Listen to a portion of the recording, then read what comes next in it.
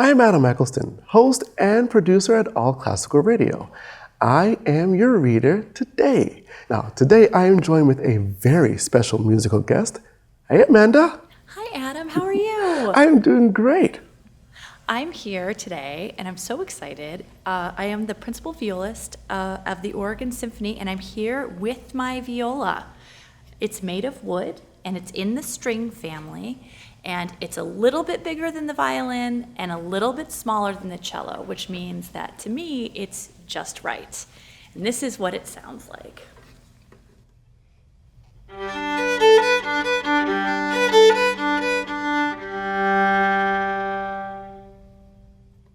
Beautiful.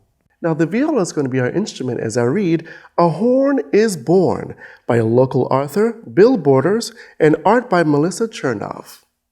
Read with permission by Clear Fork Publishing. Are you ready? I sure am. Let's get into it. In spite of his age, Old Shoehorn was grand, handmade out of brass and with his own stand. His handle was jade and carved with a face that wore a faint smile of wisdom and grace. His only real job was sort of a snooze, just slide stocking feet inside of their shoes.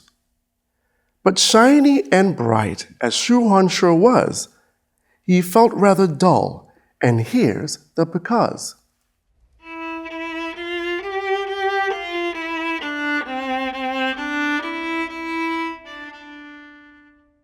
He lived all alone backstage in a room, the place for musicians to dress and to groom. They'd change from their street clothes to tuxes and gowns, then go out and conjure up beautiful sounds. When they returned, awfully pleased with themselves, they'd put all their instruments back on the shelves. And from these high perches in velvety cases, the horns would tease Shoehorn with sour note faces.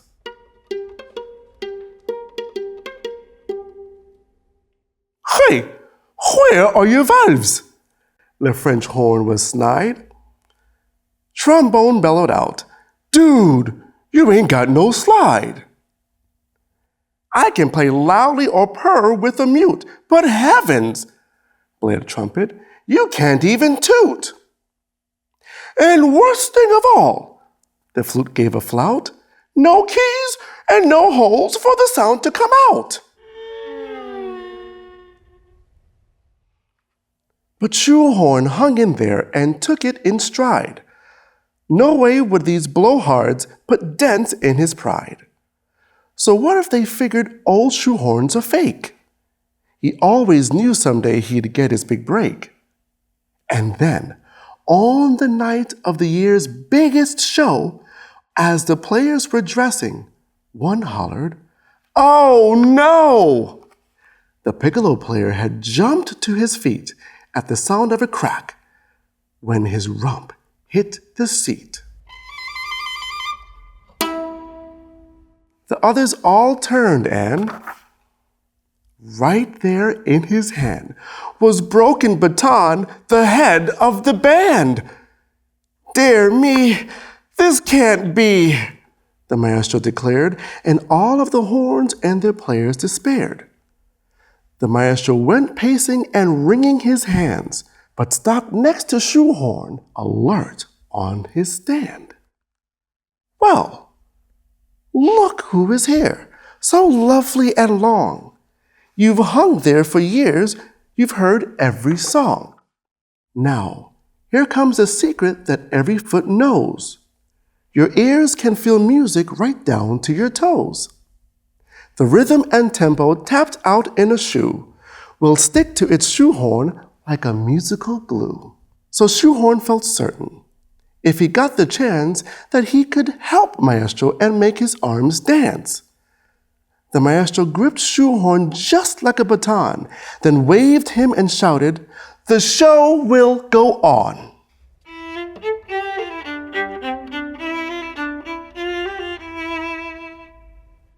While out in their seats sat a fidgety crowd. What's taking so long? They wondered out loud. Then in strode the maestro with Shoehorn held high. all you could hear was the buzz of a fly. The maestro tapped Shoehorn 2 times on the stand, which signaled, "Get ready to all in the band." And then in an instant, proud Shoehorn took flight. He zigged up and down, he zagged left and right. And on went the show for 2 toe-tapping hours. The crowd chanted, "Encore!" They even threw flowers. For Shoehorn, the night was especially sweet. Those overblown horns had to follow his beat.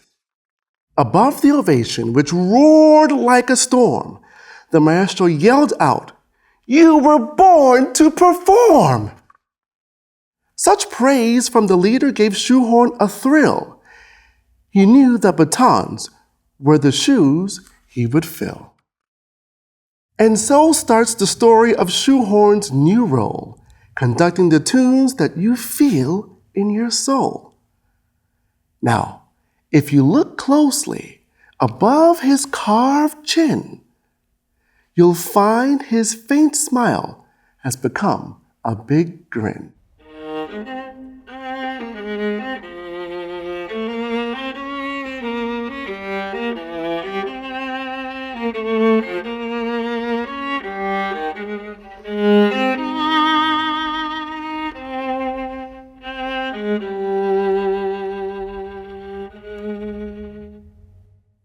That's so beautiful, Amanda.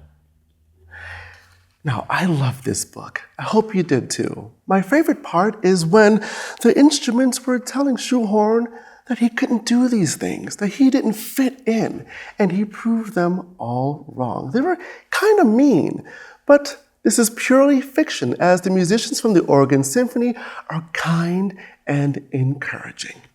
Well, that is our time today. I hope you enjoyed yourself. But before we go, Amanda, can you tell us a little bit more about the viola and about how you got started? Sure. I started playing the violin, actually, when I was 8. The violin is a little bit smaller than the viola, so it was a little easier for me because I was little. And I started playing at school, and eventually I fell in love with the lower, deeper, richer sound of the viola, so I started playing that instead.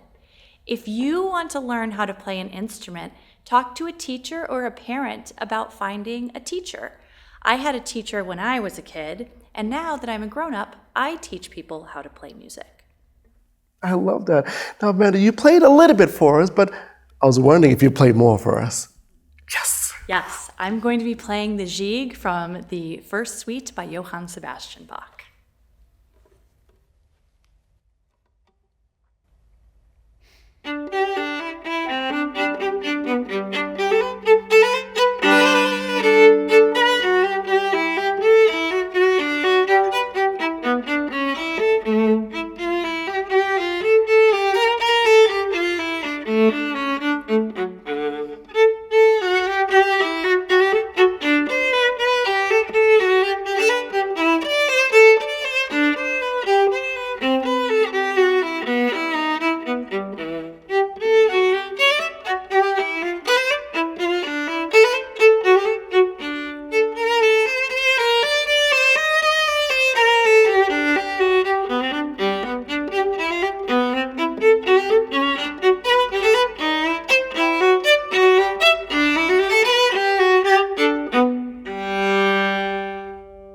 Wow, that was beautiful, Amanda. Well, thank you all for joining us today. Until next time, ciao.